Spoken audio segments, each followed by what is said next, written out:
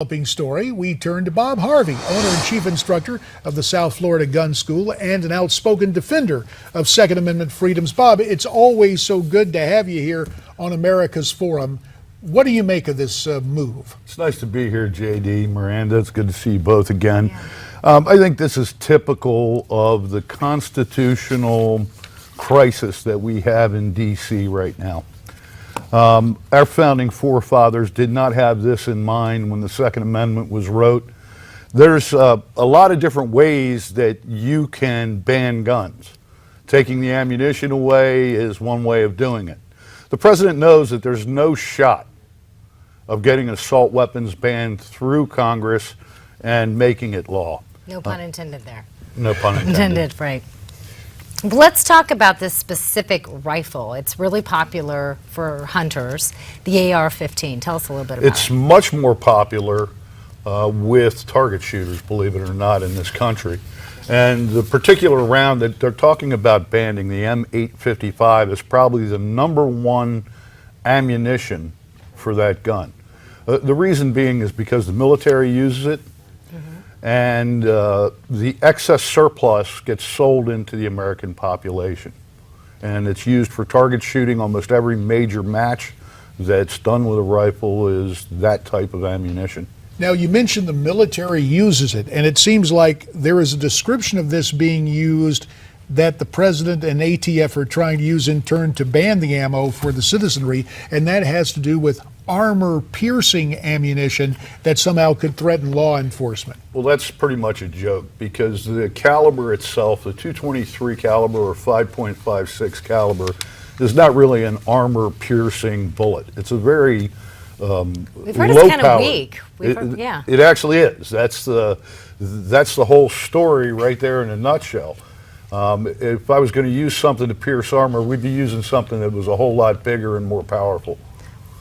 Talk about the law, though, the president's trying to use to get this particular weapon banned. But that's where there's a problem. It's not a law. I'm sorry. Well, go explain it. There's the first problem. Okay. This is a rule that ATF is coming up with, and I'm sure it's at the direction of the White House. It's just a left-handed way to try to get gun control intact, that he knows that he can't get written into law. And mindful, and this is the distinction we have to make, and it's what's been a major problem on a variety of policy initiatives, the notion that you can take a government agency and they can issue a regulation that is tantamount to a law, and that is what we are dealing with right here, and it really is at cross purposes with the Second Amendment. About 20 seconds remaining in this segment, Bob. And that's exactly what we're talking about. It's a constitutional crisis up in Washington, D.C. right now. Mitch McConnell, John Boehner, Nancy Pelosi, and Harry Reid really need to do their job. And in a case like this, they need to step on ATF and forget about this. Well, we will not forget about it right now. We're going to bring you back more with Bob Harvey to talk about what may be next. America's Forum continues right after this.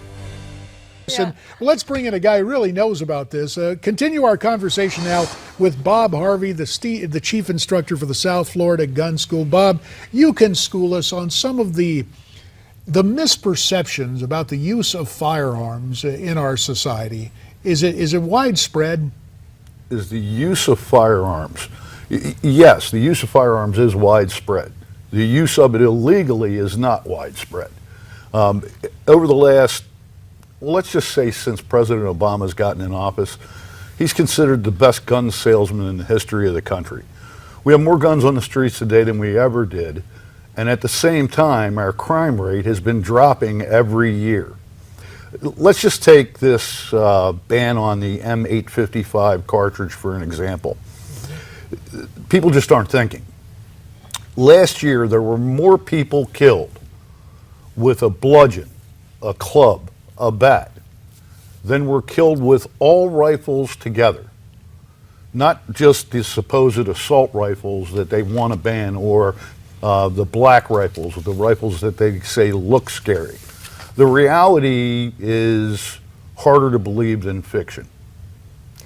Having said that, you do believe that guns should be out of the hands of certain individuals. Again, Miranda, we've talked about this.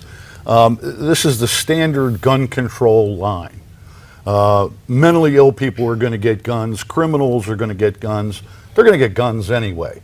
We have laws in place to stop them from getting their hands on them legally. Right. We've all heard the line, though. People kill people, not guns kill people. Well, it's a true statement. Right. But we've heard it. I just, when we do stories all the time about, for example, what's going on in rural Missouri, people being shot, you need to clear up some of those misconceptions. We appreciate having you here to do that. I'm not sure what that means, people getting shot in rural There's a Missouri. story today that we have yet to get to the bottom of, another apparent mass killing. And I think the broader point is, when there are situations where firearms are utilized, there is an impulse on the part of some in our country to say, wait a minute, given the nature of this horrific crime, we got to rethink our access to guns. And that's what a lot of opponents of the Second Amendment, or those who try to deal with it, say to us. Yeah, I mean, I've heard that probably a million times in my career. And what I'll say is this. Let's just take Nairobi mall shooting as an example. The Westgate Mall in Nairobi, Kenya, Al-Shabaab, the terror attack there a couple of years ago. And let's talk about Mall of America. What stopped that? What stopped the Nairobi mall attack? A counterattack using firearms. With civilians.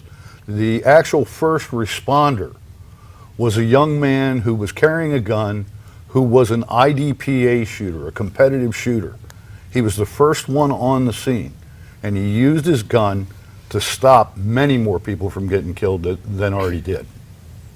Okay, let's talk about another story, just on the opposite side of the spectrum. Let's talk about this young mother recently whose child got a hold of her concealed weapon in a grocery store, shot her dead, killed her.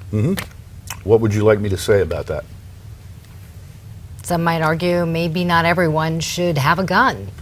And my argument Or was, certain types of guns. what difference would the type of gun matter? She improperly handled a firearm. It's just that simple. She did not retain control of it if her child got her hands on it. She didn't have it properly secured. I can name a million things that are wrong with that scenario. Taking a gun away from But a there's no law-abiding- IQ test for people to prevent some people from having a gun and others from not. Well, that's true. But if they had IQ tests for voting, a lot of people wouldn't be able to vote either. Point well taken. Yes. And something close to my heart are my former endeavors. Bob Harvey, Chief Instructor at the South Florida Gun School. As always, we appreciate your candid assessment of what's happening with our Second Amendment. And we're coming right back.